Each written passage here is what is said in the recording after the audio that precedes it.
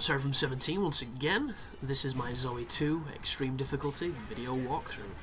This is Vascillia, and this is the mission to save it, essentially.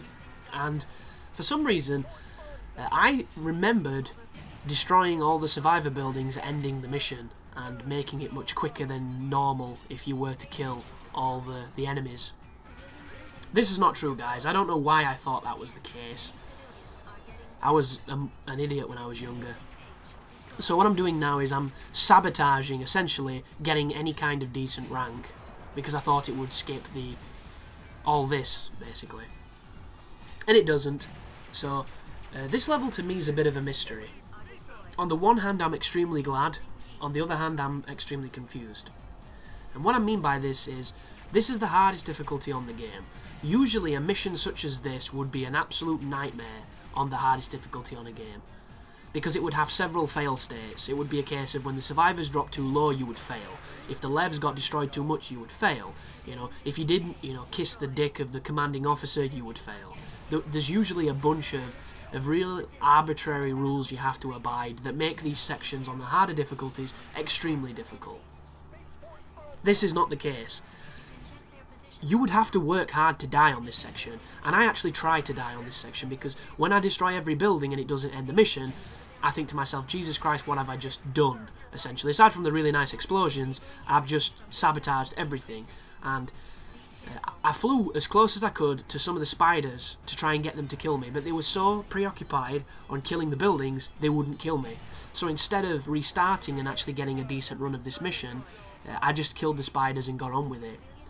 And I got a really terrible rank. It didn't affect the game at all, and it makes me wonder, what the hell does this have to do with anything aside from your rank at the end of the game?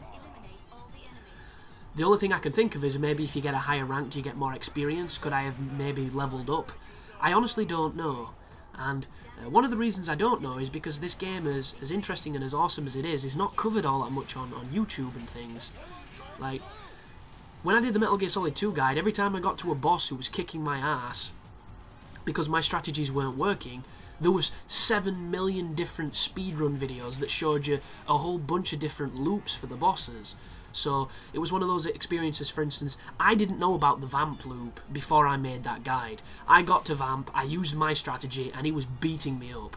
I watched a video on YouTube of a dude doing a speedrun. He basically said, this is a loop that somebody found, it's a really effective way of beating vamp, and it's insanely good, but there's nothing like that for this game. There's no, cheeky way to beat all the bosses, or there's no video showing you the fastest way to take them out, where you don't take any damage and it's really easy. And don't get me wrong, that makes it so that my duty as a guide maker is a little bit more fun, because I get to figure out my own strategies and do my own thing. But at the same time, if there is a strategy that makes a boss an absolute cream puff, I want to share it, even if it's not mine, because that is the one that you want to know about. If there is a strategy that takes zero effort to beat a boss that is really challenging, that's the one that should be in the guide. And there's nothing really for this game with that, so you're kind of making it up on the spot.